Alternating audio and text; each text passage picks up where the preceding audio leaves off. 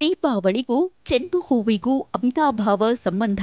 ಚೆಂಡು ಹೂವಿಲ್ಲದೆ ದೀಪಾವಳಿ ಹಬ್ಬ ಕಳೆಗಟ್ಟುವುದೇ ಇಲ್ಲ. ದೇವರ ಮೂರ್ತಿ ಶೃಂಗಾರಕ್ಕೆ ಇದು ಬೇಕೇ ಬೇಕು. ದೀಪಗಳ ಹಬ್ಬದ ಪ್ರಮುಖ ಆಕರ್ಷಣೆಯಾಗಿರುವ ಬೀದರ್ ಜಿಲ್ಲೆಯ ಸುತ್ತಮುತ್ತಲಿನ ಗ್ರಾಮಗಳ ಹೊಲದಲ್ಲಿ ಈ ಚೆಂಡು ಹೂಗಳು ಕಲರ್ನಿಂದಾಗಿ ಜನರನ್ನ ಸೆಳೆಯುತ್ತಿವೆ.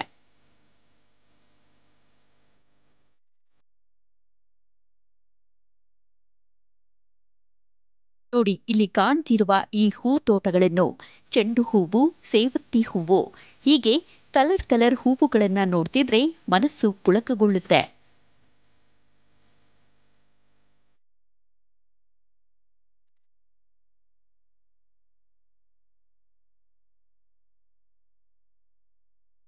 ಹಾಗೇನೆ ಕ್ರೇಜಿ ಸ್ಟಾರ್ ರವಿಚಂದ್ರನ್ ಅವರ ಪಾಪ್ಯುಲರ್ ಸಾಂಗ್ ಇದು ಹೂವಿನ ಲೋಕವೇ ನೆನಪಾಗುತ್ತೆ.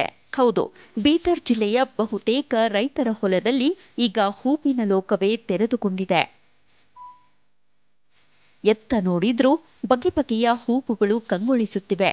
ಚೆಂಡು, ಸೇವಂತಿ, ಗುಲಾಬಿ ಸೇರಿದಂತೆ ವಿವಿಧ ಜಾತಿಯ ಹೂವು ಬೆಳೆದಿರುವ ರೈತರು ದೀಪಾವಳಿಗೆ ಇವುಗಳನ್ನು ಮಾರುಕಟ್ಟೆಗೆ ತರ್ತಾರೆ.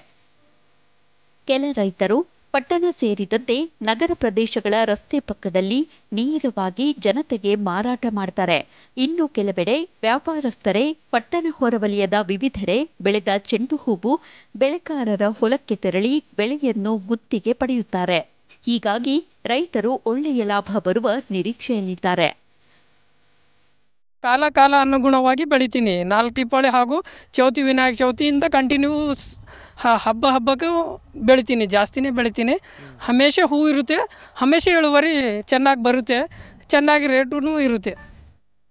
ಜಿಲ್ಲೆಯ ಪ್ರತಿಯೊಬ್ಬ ರೈತರು ತಮ್ಮ ಹೊಲದಲ್ಲಿ ಒಂದು ಗುಂಟೆಯಷ್ಟಾದರೂ ಚೆಂಡು, ಸೇವಂತಿ ಹೂವುಗಳನ್ನು ಬೆಳೆಸಿದ್ದು ಇಡೀ ಹೊಲಗಳೇ ಕಲರ್ಫುಲ್ ಆಗಿ ಕಾಣ್ತಿವೆ.